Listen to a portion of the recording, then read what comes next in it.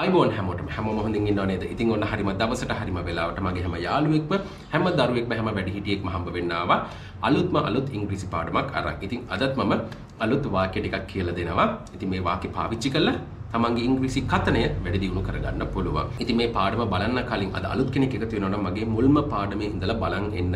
එක පාට අලුත් කෙනෙක් මේ පාඩම බැලුවොත් තේරෙන්නේ නැහැ කොහොමද ඉංග්‍රීසි කතනය මුලින්ම හදාගන්නේ කියලා. මුලින්ම යන කෙනෙක් එකතු වෙනවා නම් මොකද්ද කරන්න ඕනේ? මම මුලින්ම කරපු පාඩම් ටික බලාගෙන පිළිවෙලට එන්න. අන්න එහෙම බලන් ඇවිල්ලා යම් කිසි දුරකට ඉංග්‍රීසි කතා කරන්න පුළුවන් වුණ දවසට මෙන්න මේ පාඩම් ටික බලන්න. එතකොට හොඳටම තේරුම් ගන්න පුළුවන්. හරි, වෙඩි කතා ඕනේ නැහැ. එහෙනම් අපි යමු අද අපේ වාක්‍ය ටිකට.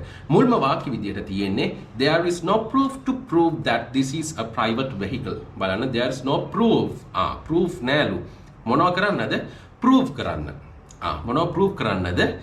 that this is a private vehicle. මේක vehicle ඕන විදිහකට කියන්න පුළුවන්. මේකේ කියන්නේ this is a private vehicle. ඒ කියන්නේ මේක පෞද්ගලික වාහනයක්ලු. ඉතින් මොකද්ද මේ කියන්නේ? මම මේක ටක් ගාලා කියලා දෙන්නම් අද. අද ලොකු වෙලාවක් ගන්න ඕනේ නැහැ. තියෙන වාක්‍ය ටික ලේසි. නමුත් මේ වලින් ගොඩාක් දේවල් ඉගෙන ගන්න තියෙනවා. දැන් බලන්න, there is no proof.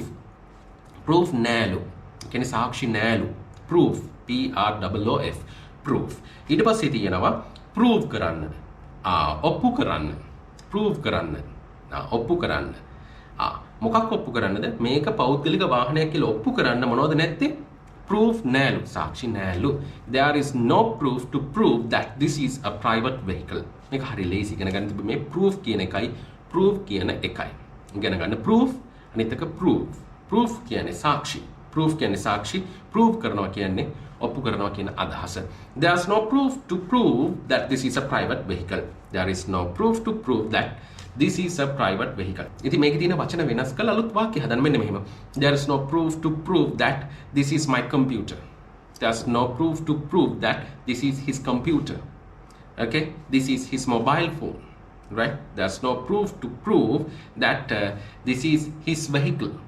ඔන්නෝම වචන වෙනස් කරලා අලුත් වාක්‍ය නිර්මාණය කරන්න. මම හිතනවා ඔක තේරෙන්නේ නැති කියලා. ඉක්මනින් යන්න දෙවනි වාක්‍ය මොකද්ද කියලා බලන්න. හැබැයි දෙවනි වාක්‍යයට වාක්‍ය ගොඩක් තියෙනවා.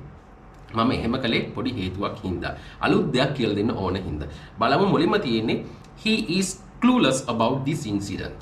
clueless කියන්නේ මුකුත්ම දන්නේ නැහැ කියන එක. අවබෝධයක් නැහැ කියන අදහස.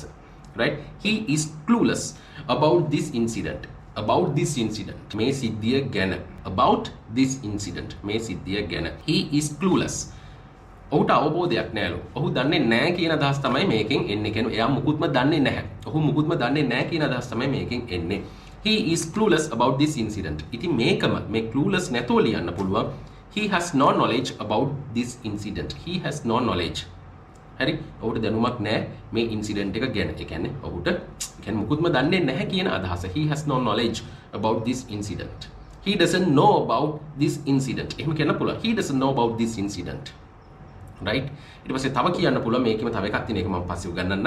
දැන් මම කිව්වේ he doesn't know about this incident. නැත්තම් he is clueless about this incident. නැත්තම් he has no knowledge about this incident. ඉතින් ඔක තේරුණා කියලා හිතනවා.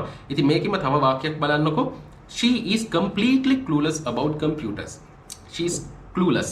she is clueless. ඒ කියන්නේ ඇය දන්නේ නැහැ, මුකුත්ම දන්නේ නැහැ. සම්පූර්ණයෙන්ම දන්නේ නැහැ. කිසිම අවබෝධයක් නැහැ. මුකුත්ම දන්නේ නැහැ. completely. she is completely clueless about computers. she is completely clueless about computers. ඇය මුකුත්ම දන්නේ නැලු computers ගැන. ඒ knowledge එක බිඳුවයි කියලා කියන්නේ නේ. හරි, she is completely clueless about computers. ඒකෙම තියෙනවා she is completely unaware of computers. unaware of. right, aware of කියන්නේ දන්නවා කියන අදහස. I am aware of it. මම ඒක ගැන දන්නවා. I am aware of computers. මම computers ගැන දන්නවා. I am aware of new vehicles. මම අලුත් වාහන ගැන දන්නවා. I am aware of කියලා ඕනම එකක් දාන්න පුළුවන්. දන්නවා. මම දන්නේ නැත්තම් I am unaware of. I am unaware of computers.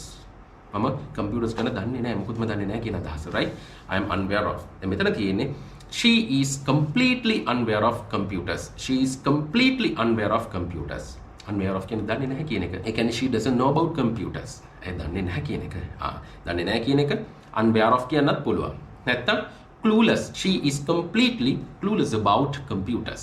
ඉතින් මේකෙ තිබ්බේ she is completely unaware of computers. උඩ තිබ්බා she is completely clueless about computers. ඊට උඩින් තිබ්බා he has no knowledge about this incident.